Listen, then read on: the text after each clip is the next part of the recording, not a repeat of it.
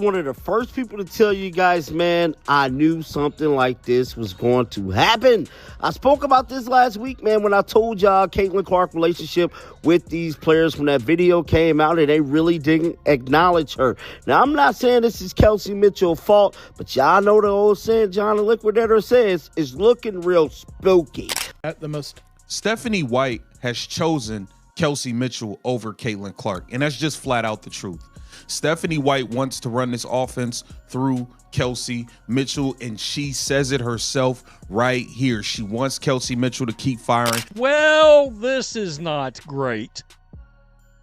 You remember in the offseason, Kelsey Mitchell was a free agent. And for a long period of time, I got the sense that she actually came kind of close to not coming back to the Indiana Fever. And I'm going to tell you why. When I watch her play, there's plenty of times I'm like, she thinks she is the superstar on this team. Caitlin Clark fans, you might want to sit down for this one, because Stephanie White just made it crystal clear in a move dripping with passive-aggressive defiance. This ain't Caitlin's team. This is the Kelsey Mitchell experience, and she's driving with both hands off the wheel, straight towards a cliff of mediocrity. Forget the draft hype. Forget the media circus. Forget the record-breaking ratings. Clark is now officially playing the sidekick in a drama she never auditioned for, while Mitchell steals scenes like she's in a heist movie. This isn't just coaching, it's basketball betrayal, and the Indiana Fever just got real dramatic. 2023 season, the WNBA had grown by 40% viewership from 2022 to 2023. But with Caitlin Clark's arrival, it's grown by 400% viewership. What that means is if the WNBA were continue to grow at the rate it grew from 22 to 23, it would take until 2028 to do what Caitlin Clark did this year. Okay. Stephanie White just pulled the most Indiana move imaginable, a stunning act of self-sabotage that feels both personal and bafflingly unprofessional. She has officially transformed the Fever from the dawn of a new electrifying era into the Kelsey Mitchell Variety Hour, sponsored by pettiness and fueled by the tears of confused fans. You thought the team was building around the rookie with the billion-dollar brand, the player who single-handedly made the WNBA relevant to the mainstream? That's cute. Nope. This team is apparently running on ego, triple-check notes from the anti-marketing playbook, and a steely determination to fumble every single bag within reach. It's a decision so fundamentally flawed, it feels less like a coaching strategy and more like an act of rebellion against success itself.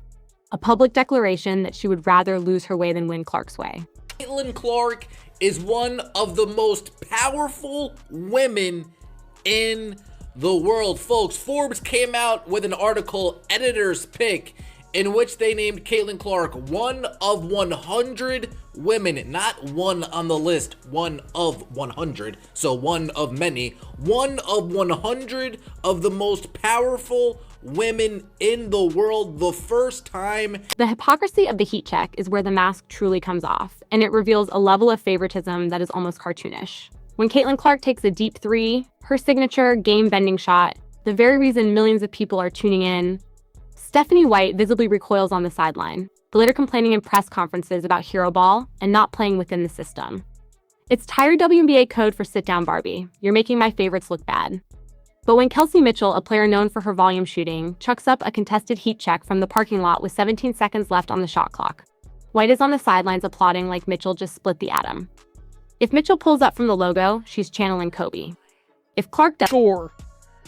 But her assist and rebounding is not where I want to see, quote unquote, somebody that's supposed to be the best player on the team. I bet in their eyes, that's not okay. It's not where it needs to be. Let's deconstruct this hero ball narrative that Stephanie White is trying to sell, because it's a classic case of coaching gaslighting. Clark herself revealed on a podcast with Sue Bird that White has actively discouraged her from shooting, telling her to just drive if she's missing. What White calls hero ball from Clark is often a necessary act of creation at the end of a broken play or a stagnant offensive set that White herself designed. It's a bailout shot born from a failed system. Meanwhile, Kelsey Mitchell's hero ball consists of ill-advised, early shot clock pull-ups that kill ball movement and torpedo the team's offensive rhythm. One player's hero ball is a desperate attempt to save a possession, the other's is a selfish act that ends one. By criticizing Clark for the very thing that makes her a generational talent, White isn't coaching. She's trying to control the narrative and break her star player spirit. Kelsey Mitchell was a free agent. And for a long period of time, I got the sense that she actually came kind of close to not coming back to the Indiana Fever. And I'm going to tell you why. When I watch her play, there's plenty of times I'm like, she thinks she is the superstar on this team. All right? Look, nobody's saying Kelsey Mitchell isn't talented. The woman is a certified bucket, a professional scorer who has carried this franchise through some very dark years. But you can't build a dynasty on volume shooting and vibes. This is basketball, not brunch. Mitchell's game is offense first, defense sometimes, and leadership whenever it's convenient.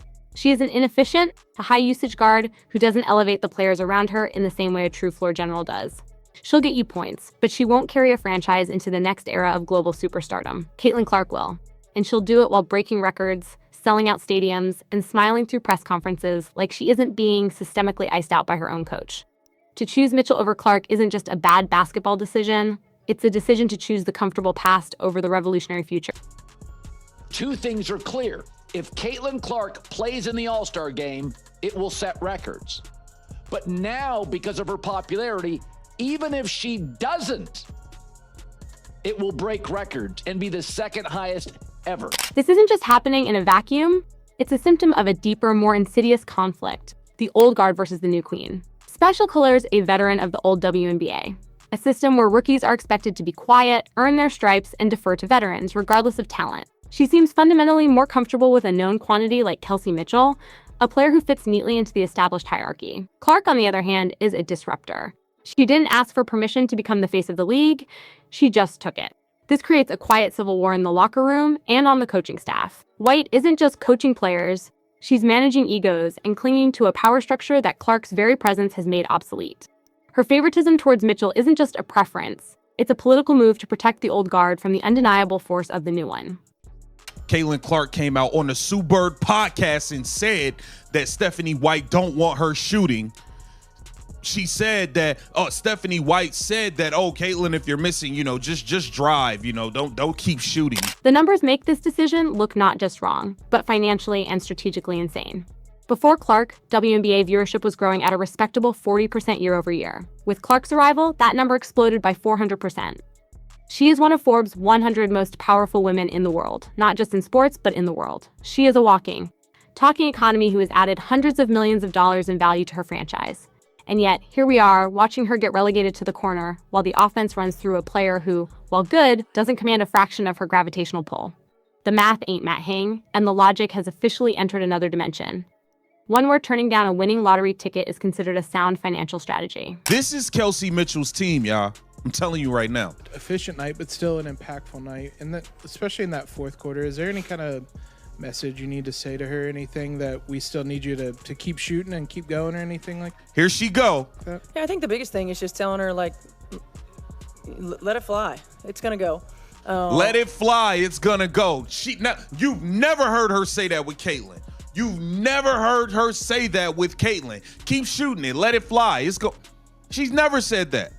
If anything, she looked pissed off on the sidelines when Caitlin shoots. This isn't just mismanagement. It's career assassination with a Nike swoosh. The coaching staff is actively minimizing and neutralizing their best asset, a player who should be unleashed, not contained. Every play not drawn up for her is a wasted possession. Every minute she sits on the bench in a crucial moment so Mitchell can launch bricks is a slap in the face to every fan who bought a ticket. They even brought in another guard to the roster, a move that looks suspiciously like another attempt to shrink Clark's minutes and bury her under a depth chart full of coaches' pets. It's getting so petty and so obvious. We're one practice away from Stephanie White banning ponytails just to make Clark uncomfortable. It's a slow, deliberate process of trying to break a player's confidence and force her to conform. So, at the end of the day, I don't believe this is gonna work. But this is what Stephanie White wants. This is what Stephanie White wants. So, at the end of the day, we'll see how it plays out. We're gonna see, but I don't believe that, Caitlin Clark is in a position to flourish with this head coach. She clearly doesn't mind Kelsey Mitchell shooting 24 times in a game, but she don't want Caitlin shooting at all. So congratulations, Stephanie. You've officially made this Kelsey Mitchell's team. I hope the ticket sales can keep up. Don't say nobody warned you when the national TV cameras disappear and the sellout crowds start to thin. You had the face of the entire league, a generational talent, and you treated her like a bench warmer. So let her go. let her walk. Let her sign with a franchise that actually has the range to elevate her, not eliminate her. Because when she does, and she will, the Fever are going to be stuck running ISO plays for Kelsey Mitchell in a half-empty arena, and the fans will finally realize they traded in a dynasty for a game of whose turn is it to chuck a shot this quarter.